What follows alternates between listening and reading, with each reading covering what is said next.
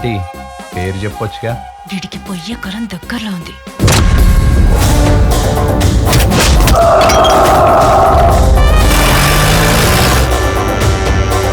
వాడి చావు కూడా ఏదో అవసరం రావాలి కదా, గప్పుడు చూద్దాం.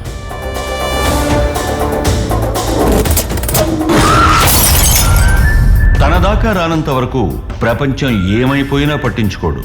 వన్స్ హీ స్టెప్ ఇన్, అస్త్రాన్ని సంధించే సవ్యసాచి అవుతాడు.